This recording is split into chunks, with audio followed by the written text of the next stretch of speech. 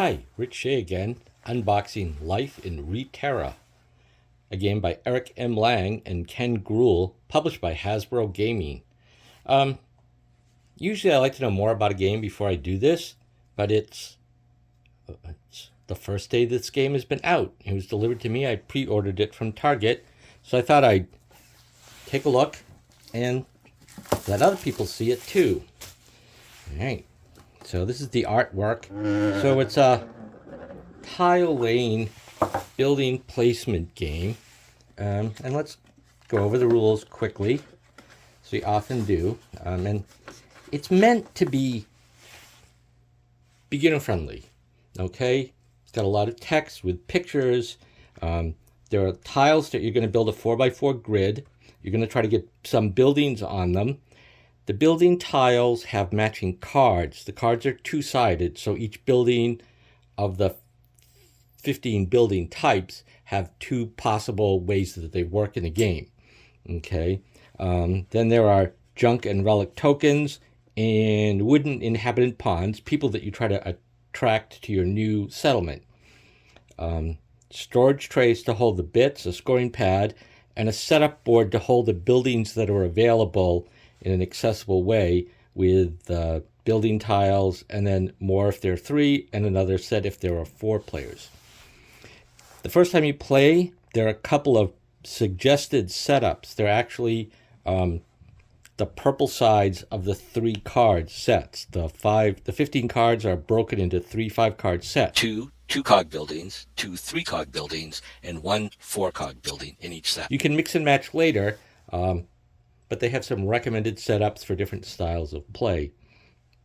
So they tell you how to set it up, how to put the buildings and their matching cards into these 3 trays. The land tiles go in a storage tray, and there's another tray to hold the people and the junk relic token trays. They tell you how to set it up in detail and tell you what to use for the first game. Okay, there's a lot of that. So you see the tiles get stacked out.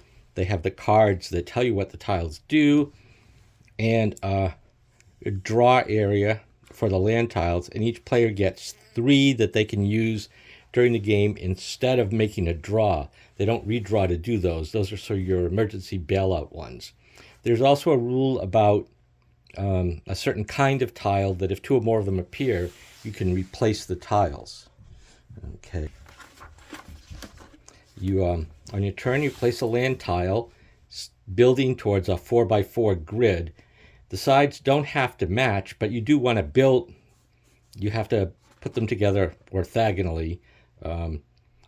You would like to build areas of up to 7 of the same land for scoring points, and also some of the cards give you advantages for adjoining areas. There's another tile called the energy sources that only score if you put them in like the sort of middle of your board, because they have to have all 4 orthogonal tiles placed around them before they score. But if there's ever 2 or more energy sources in the same land tile row, you can discard them to the bottom of the land tile stacks and put 2 new land tiles out. So although these score potentially a lot of points, they're a little hard to deal with. So I guess they decided to be a bailout. Then after you place a tile, if you have sprockets, you can either place an inhabitant or a building if you have the matching number of sprockets. It's a building. It might require more than 1 sprocket in the configuration, but the tile you just played has to be one of the sprockets that's affected by your building or inhabitant placement. Okay. Then, after you've done that, you can use any of the building powers of any building you completed in previous turns. Then refill the land tile and keep going until everybody has their 4x4 land tiles. So there's always 16 turns in a game. Then there's reminders here, a checklist, the kinds of relic tokens that occur on the board. Then it goes through the building tiles and the matching building card. The building card shows the points that you'll score for buildings of that kind, and they also show the number of segments with gear spaces required to place the building in your community. The building tile will overlay the gear segments, okay? And as they suggest, you can mix and match the cards from different sets if you want. So then it goes over what could be on the land tiles, the terrain spaces. There's 5 kinds of terrain: forest, desert, asphalt, grass, and water. They're all terrain spaces, and you can make sets of them, contiguous segments of terrain, unbroken chunks. A segment of 7 or more continuous spaces of the same terrain is going to score 3 points at the end of the game. The gear icons let you place people in buildings. Relic icons are worth a point at the end of the game if they don't get covered with trash. If somebody puts trash, usually you do it to somebody else if you can, they get 0 points for the covered icon, and you can never remove trash, at least in the original version of the game. Energy sources have to be surrounded by other tiles, not of any particular type. When they do, they score 8 points, otherwise 0. Building tiles score whatever their cards say. Relic tokens, if you place them, are going to be a point, and inhabitants are going to be a point each. And junk, also, junk is -1 point for each junk you have on your terrain at the end of the game. There's some tips. Having multiple powers.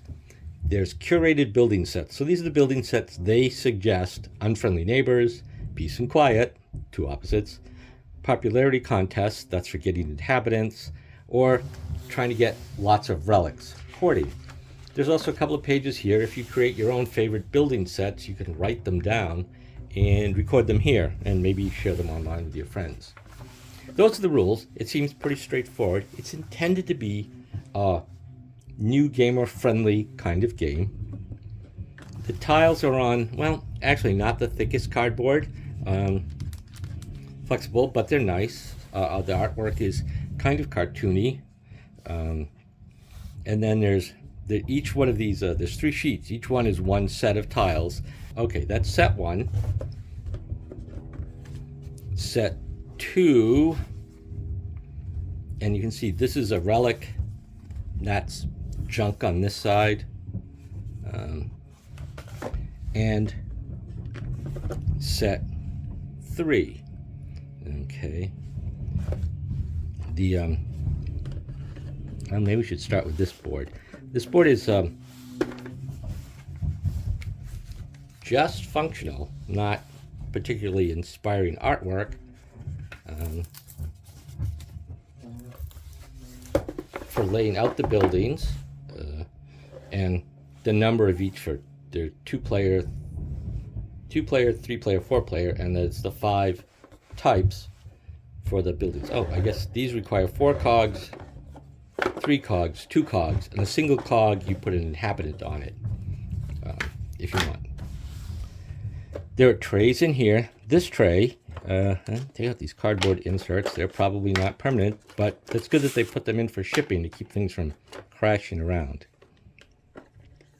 So the players build their components. A few of them, these are the 4 starting ones. You hand these out to the players randomly. That's the beginning of their segments. And then you draw and build them. You can see this one's all the same with 1 cog. Some things have 2 cogs. I would say that 1 cog and 2 cog ones predominate. Let's see if we can find a power source. Well, I don't. There's one. Okay, the power source tiles here, where all 4 segments are water, and you can build water things. They count as water, even though they have the power island in the middle. Let's put these back, and always remember to keep the beginner ones out. It's nice that they have these finger grab divots here, so that you don't have to worry about that. These pop right off. This holds the scoring pad and the people. Let me see if I can bring that up close. So they're printed or cut on one side with the people, the inhabitants you put on there. The tiles for relic junk, trash will go on there when we punch them out. This tray is empty, but it will have a set of buildings and a set of 5 cards, right, for each of the 3 levels. and then there's another one and another. So there's 3 of them for the different levels of play, and a set of 15 cards. Now, one of the things in this is that the way the packaging is put together minimizes the amount of plastic that you throw away. So here's a card. It requires 2 cogs. It's worth 2 points at the end of the game, and it's worth 2 additional points if you have more visible relics than both of your neighbors. A neighbor is the person to your left and or right. In a 4-player game, one of the people won't be your neighbor. That's the purple side. On the orange side, it has a variable number of victory points, worth 1 point for each different type of visible relic in your community. A little harder, maybe. No, more like you can do this yourself, and in this one you have to be competitive. The garden, 3 additional points if placed on a terrain segment of exactly 7 spaces, as opposed to this garden, worth 2 additional points if you have the largest segment of continuous terrain. So the orange things are more competitive. The purple things are more you're on your own. And there's 1, 2, 3, 4, 5, 6, 7, 8, 9, 10, 11, 12, 13, 14. Well, I think there's 15. I miscounted. That's 5, 10, 15 different cards, and you break them into 3 sets.